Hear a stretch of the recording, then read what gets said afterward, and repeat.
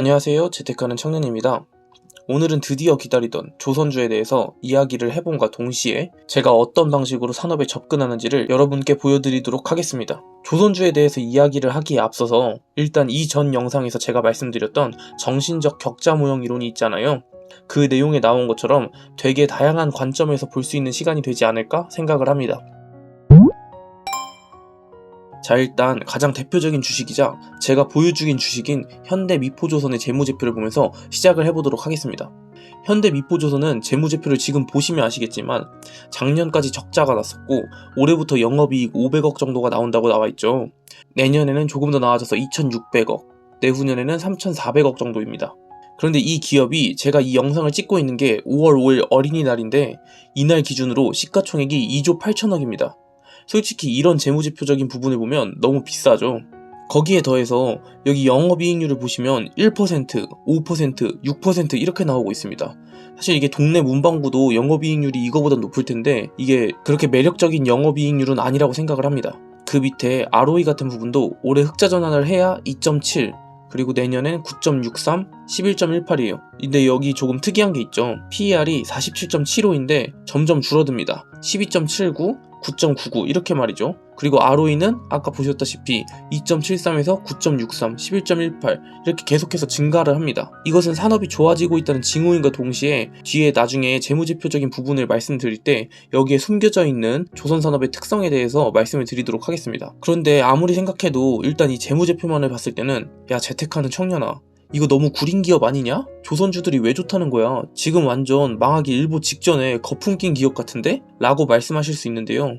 이게 또 산업의 특성을 보시면 생각이 달라지실 겁니다. 자, 현대미포조선의 전자공시로 들어가 볼게요.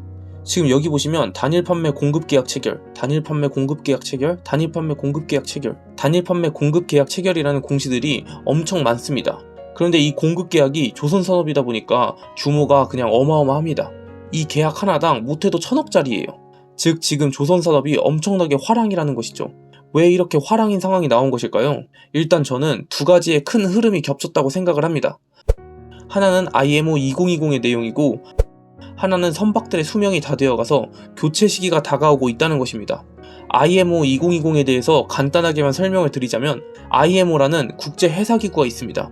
이 국제해사기구는 UN 산하에 있는 기관인데 이곳에서 해운에 관한 규칙들을 만들어서 전 세계의 해운사들이 그 규칙들을 지켜야 하는데요. 그 IMO라는 국제해사기구에서 만든 규칙이 바로 IMO 2020입니다. 이 규칙은 2020년부터는 황산화물을 규제하는 것인데요. 과거 선박들은 벙커 CU를 이용해서 운행하는 선박들이 대부분이었습니다. 그런데 이 벙커 CU를 이용할 경우에는 황산화 물질이 많이 나오고 그렇기 때문에 이 IMO 2020의 규칙을 위반하게 되는 것이죠. 그럼 해운사들은 선택을 해야 합니다. 이 황산화물 배출을 막는 스크러버가 있습니다.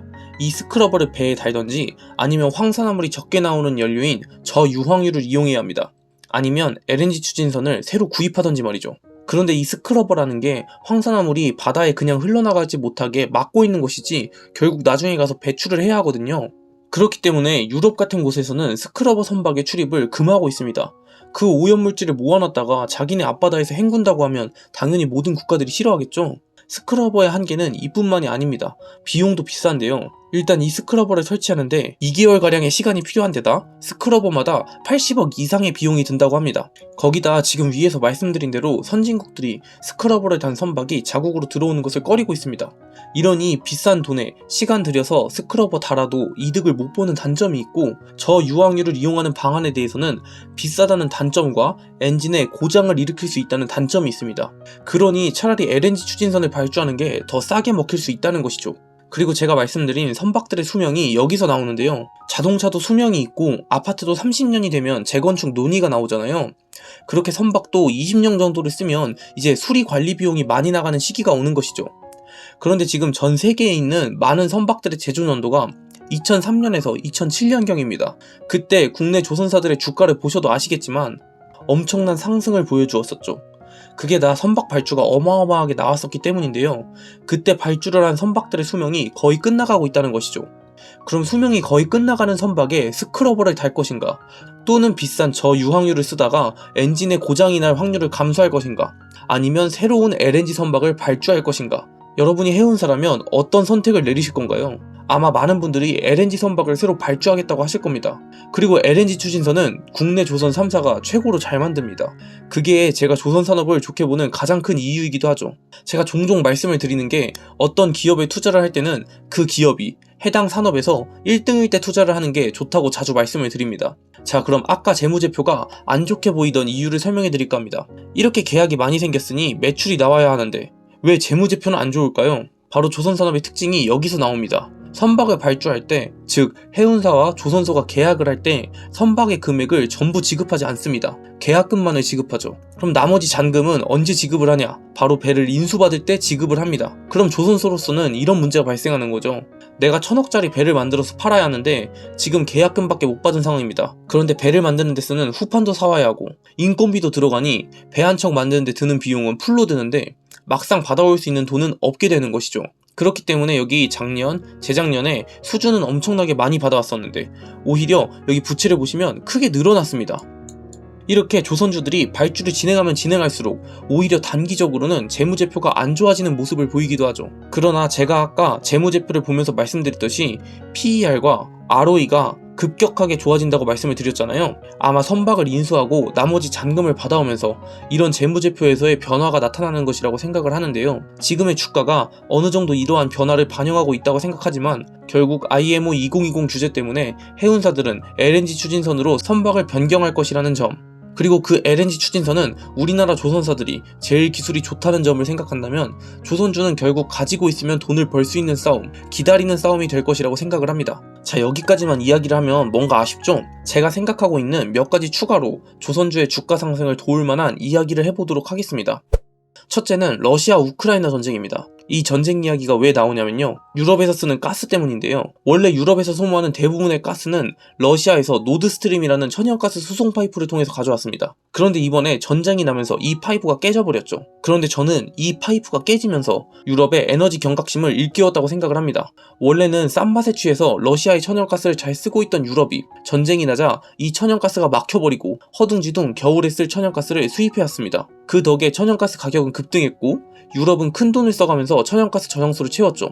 이번 사건을 겪으면서 유럽은 필히 에너지 수입에 다각화를 생각할 것입니다. 망가진 노드스트림이야 다시 설치하면 되지만 이전처럼 러시아의 에너지에 절대적으로 의존하지는 않을 것이라는 거죠. 거기에 독일은 이번에 완전한 탈원전을 외치면서 천연가스를 사용하는 화력발전으로 대체하겠다는 발표를 했습니다. 물론 이것은 태양광 발전 같은 친환경 에너지가 수요만큼 충분히 생산될 때까지라는 조건이 붙지만 결국 유럽은 러시아가 아닌 다른 곳에서 천연가스를 수입해와야 하고 이는 결국 LNG 운반선의 수요를 증가시킬 것이라는 거죠. 이 또한 당연히 국내 조선주들에게는 상당량의 발주 물량이 넘어갈 것이고요.